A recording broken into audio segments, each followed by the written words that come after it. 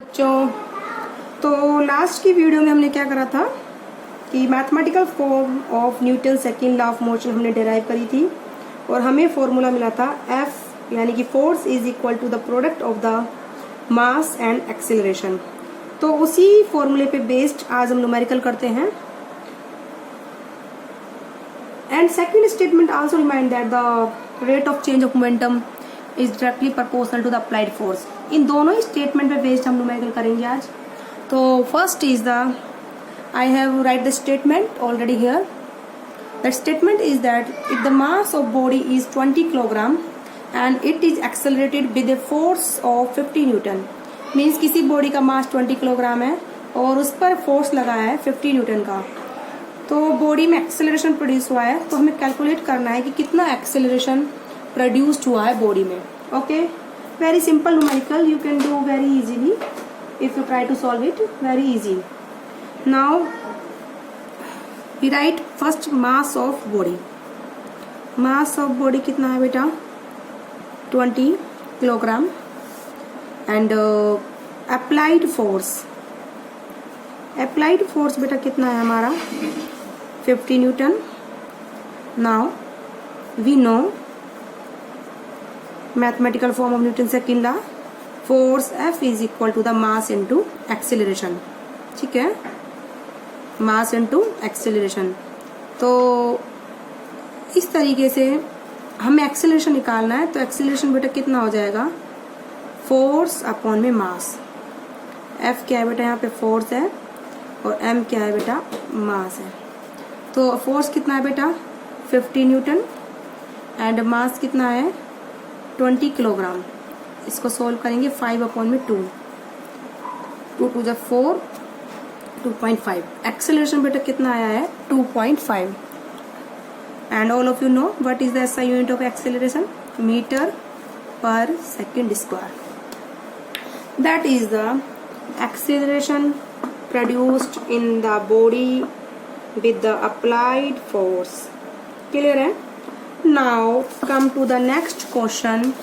Question number 2. Question number 2 is the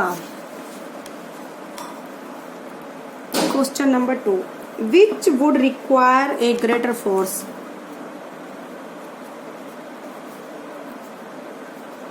Which would require a greater force?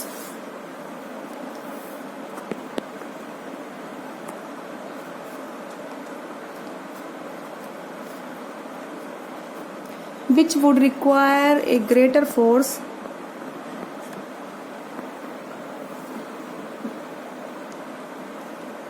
Accelerating a 2 kilogram mass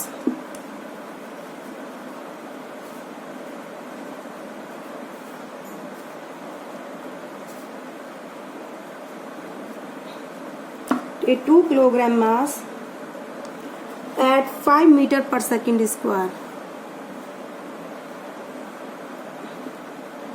or a 4 kilogram mass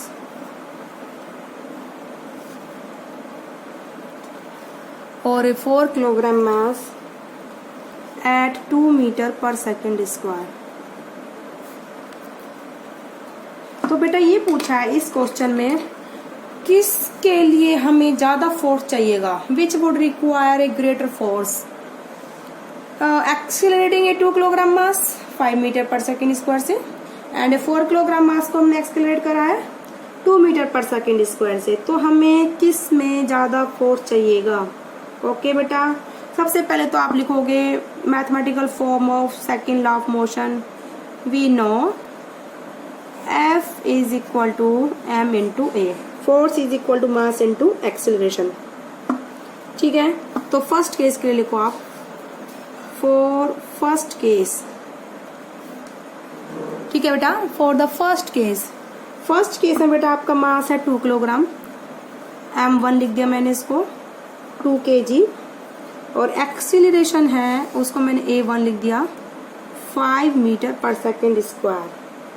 then force हो जाएगा बेटा F1 is equal to M1 into में A1, M1 है 2 kg and A1 है 5 metre पर second square, तो ये हो जाएगा 10 किलोग्राम मीटर पर सेकेंड स्क्वायर। क्लियर है बेटा? Now for second case, for second case M2 है हमारा 4 kg एंड एक्सेलरेशन A2 है हमारा 2 मीटर पर second square. Then F2 is equal to M2 into में A2। क्लियर है बेटा? M2 कितना है हमारा 4 kg एंड A2 कितना है बेटा हमारा 2 मीटर पर सेकेंड स्क्वायर। देन F2 कितना आ गया बेटा 8 kg मीटर पर second square. This is the बेटा F1, sorry this is the F1, this is the F1 and F2. Clearly you can see, clearly F1 is greater than F2. Of course 10 kilogram meter per second square is greater than the 8 kilogram meter per second square. Therefore F1 is greater than F2. Thus a 2 kilogram mass, thus accelerating a 2 kilogram mass with acceleration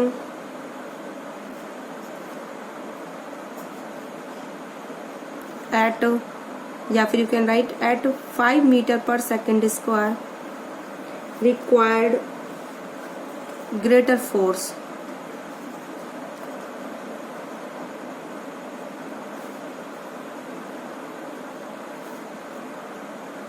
ठीक है बेटा? Thus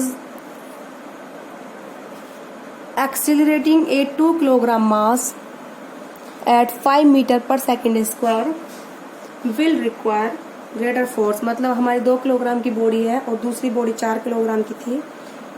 2 kilogram की body का acceleration 5 metre पर second square था और 4 kilogram की body का एक्सेलरेशन 2 मीटर पर सेकेंड स्क्वायर था। तो हमें फोर्स किसमें ज़्यादा चाहिए था बेटा एक्सेलरेट करने के लिए? 2 किलोग्राम की बॉडी को 5 मीटर पर सेकेंड स्क्वायर से एक्सेलरेट करने में। ठीक है बेटा? आई होप आप लोगों को समझ में आया होगा what I have done, what method I have used. I used a very simple method for solving these questions. ठीक है बेटा? अब है बेटा नेक्स्ट क्वेश्चन है, a motor car is moving with a velocity of 100 kilometre per hour. एक motor car है जिसकी वेलोसिटी कितनी है 108।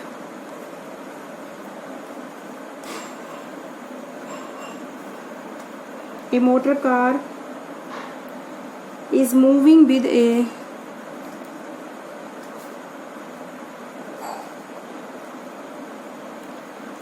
a velocity of 100 kilometer 108 with a velocity of 108 kilometer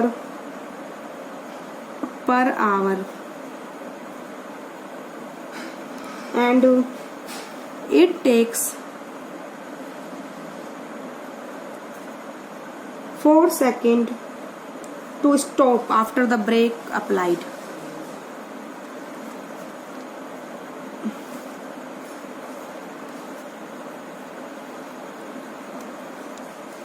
After the brake applied. ठीक है? Calculate the force exerted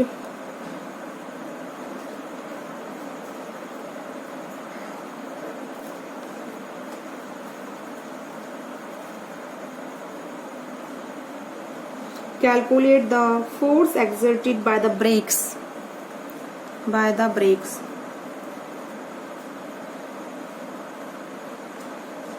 by the brakes of on the motor car.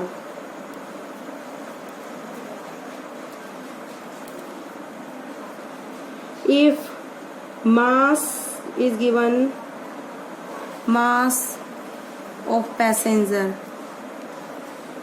is 1000 kg.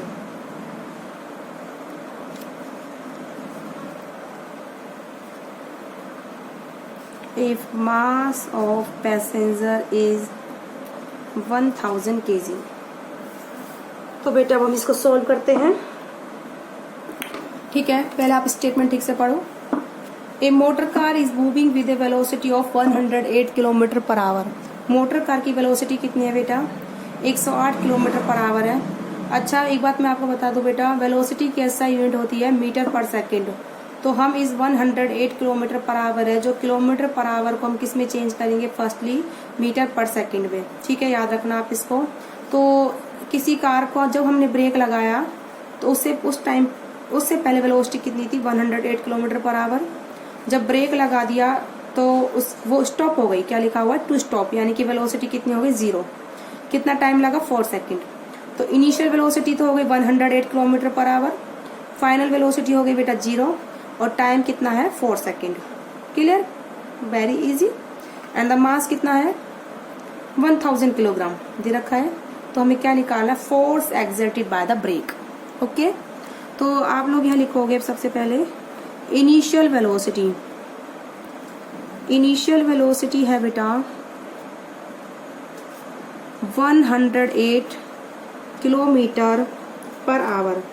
तो पहले तो हम इस किलोमीटर को किस में बदलेंगे? किलोमीटर पर आवर को हम किस में बदलेंगे? मीटर पर सेकेंड में। देखो 108, 1 किलोमीटर में बेटा 1 किलोमीटर में 1000 मीटर होते हैं। क्लियर? एंड 1 आवर में कितने सेकेंड होते हैं बेटा? 3600 सेकेंड। क्लियर है? तो आप किलोमीटर पर आवर को किस में चेंज करोगे? मीटर पर सेकंड में। 1 किलोमीटर में 1000 मीटर, और 1 घंटे में कितने सेकंड होते हैं बेटा? 3600 सेकंड होते हैं। तो इसको आप सोल्व करोगे। ठीक है, तो ये आपका आफ्टर सॉल्यूशन आएगा बेटा 30 मीटर पर second. That is the initial velocity. Initial velocity को हम किससे डिनोट करते हैं? यू। किससे डिनोट करते हैं? यू से।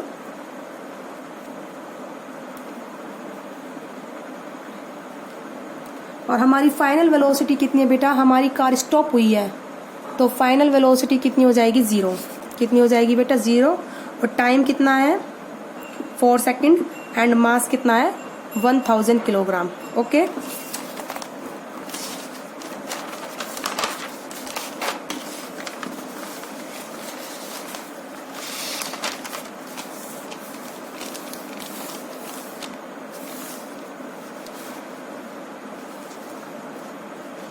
तो फाइनल वेलोसिटी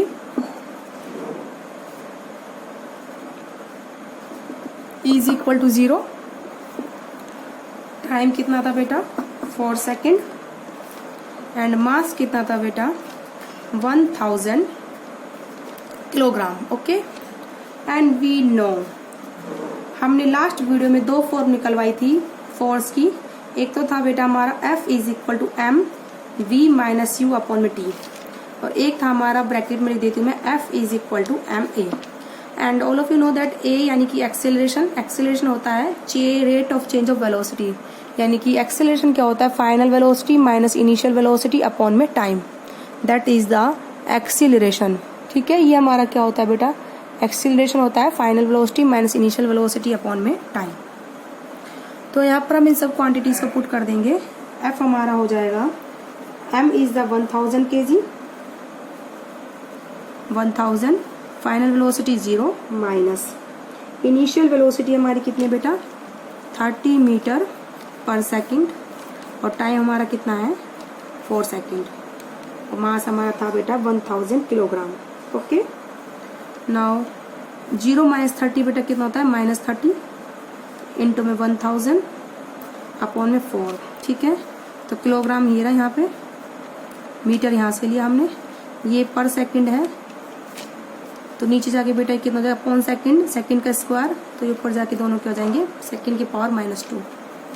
नाउ 2 टू 4, 2 4 30, ठीक है। तो हमारा जो ये फोर्स आएगा बेटा -7500 यानी कि 7500 किलोग्राम मीटर पर second square, that is the force. अब ये नेगेटिव साइन बेटा क्या बता रहा है, और इसको आप दूसरा भी लिख सकते हो बेटा, फोर्स की एसआई यूनिट क्या होती है, न्यूटन होती है। क्या होती है? न्यूटन। और you can also write F is equal to the -7500 newton. Clear है? ठीक है बेटा। तो नेगेटिव साइन ये बता रहा है फोर्स जो एक्सर्ट होगा ब्रेक से opposite to the direction of motion of motor car.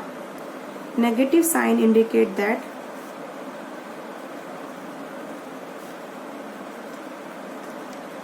force exerted by brake is opposite to the motion of car। ठीक है। नेगेटिव साइन मतलब ये हुआ कि हमारी वेलोसिटी टाइम के साथ घट रही है। देखो पहले इनिशियल वेलोसिटी कितनी दे रखी थी हमको, 30 मीटर पर सेकंड, हमने निकाली थी मीटर पर सेकंड में, हालांकि हमें किलोमीटर पर आवर में दे रखी थी, और फाइनल वेलोसिटी उसकी 0 हो गई। इट मीन्स वेलोसिटी टाइम के साथ डिक्रीज हुई है।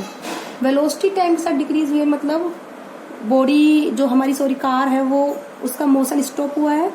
तो इट मीन्स जो फोर्स हमारा जो लगा है, जो उसका मोशन था उसके क्या लगा है, अपोजिट लगा है। क्या लगा है? अपोजिट। ये हमें क्या बता रहा है? Negative sign. तो मैंने लिख दिया है negative sign indicate that the force exerted by the brake is opposite to the motion of car. तो ये सब न्यूमेरिकल मैंने करवाए on the base of Newton second law of motion. तो आई होप आप लोगों को अच्छे समझ में आएंगे, और बाकी के न्यूमेरिकल्स बेटा आप खुद प्रैक्टिस करोगे। ये सारे न्यूमेरिकल्स बेटा मैंने एनसीईआरटी बेस्ड उठाए हैं, ये एनसीईआरटी की बुक में आप लोगों को मिल जाएंगे। अगर आपको फिर भी कोई प्रॉब्लम आती है तो मैंने ये सारे एनसीईआरटी के ही न्यूमेरिकल यहाँ पे उठाए आज। तो आई होप आप लोगों को अच्छी समझ में आया होगा। आज के लिए इतना ही।